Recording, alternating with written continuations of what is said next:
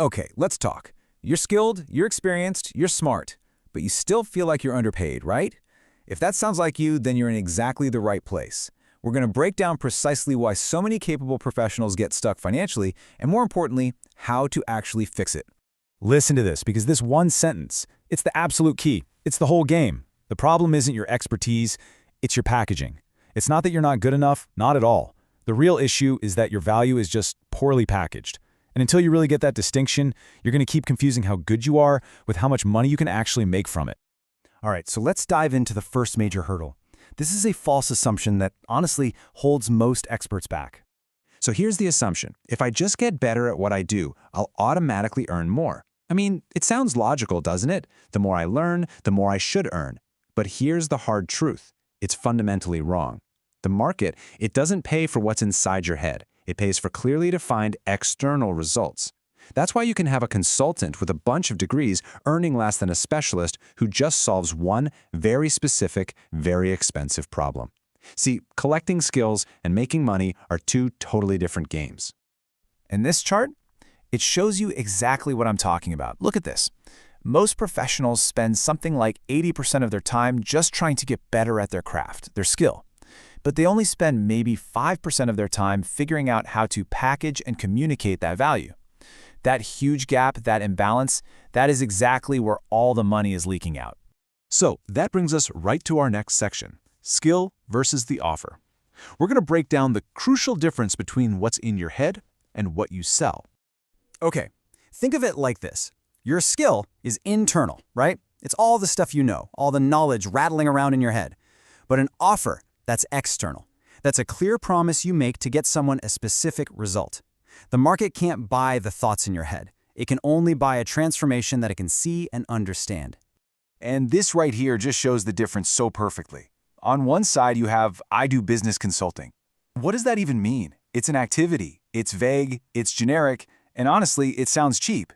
But then look at the other side. I help B2B service providers increase retainers by restructuring their offer positioning.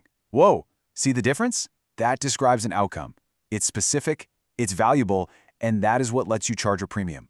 So the big question is, how do we actually bridge that gap? Well, our next section introduces a simple 4-level framework that's going to make this crystal clear for you.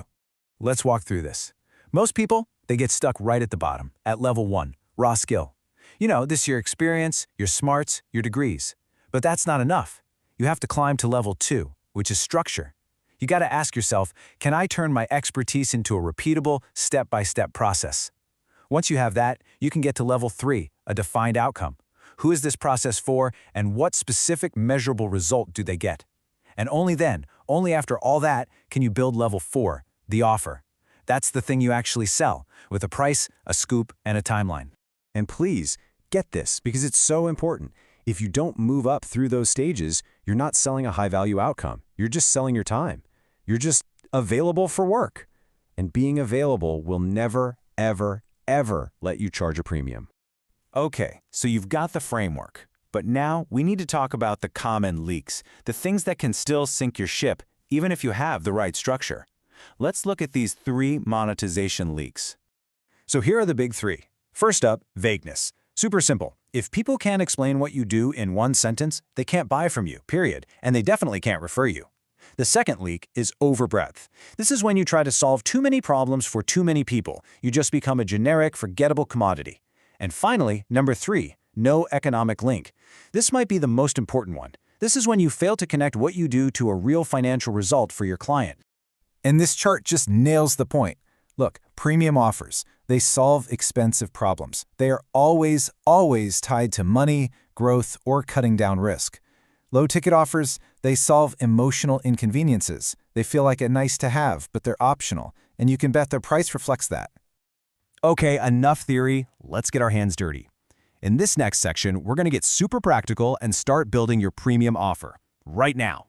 First question for you, and I need you to be brutally specific here. Don't just say small businesses. That's not good enough. Who exactly? What industry are they in? How big are they? And what is the one specific painful challenge they are dealing with right now that you are perfectly built to solve? Okay, next question. What is the clear, tangible, measurable result they get when they work with you? And please, don't say something fuzzy like, I improve their marketing. No. Say, I help them generate 20 new qualified leads a month. It has to be a number, a metric, something they can actually see and feel. And here it is. This is the magic formula that puts it all together.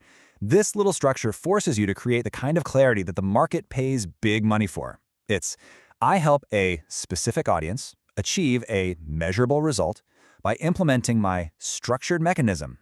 Let's look at a really strong example of this in action. I help independent consultants move from inconsistent 1K months to predictable 5K retainers by restructuring their offer architecture. See how good that is? The audience is specific, independent consultants. The result is measurable, from 1K a month to 5K retainers. And it even names the secret sauce, the process, restructuring their offer architecture. Now that is a statement that's clear, confident, and screams monetizable. So, if you take away just one thing from all of this, let it be this huge shift in your thinking. You need to stop asking yourself, how can I get better at my skill? And start asking, how can I make my value undeniable? The goal isn't just to collect more skills like they're trading cards. The goal is to start building structured outcomes and to engineer absolute total clarity for the people you want to help. And that brings me to the last thing I want to leave you with. We've seen that clarity is the thing that turns your expertise into actual money. So the question I have for you is this.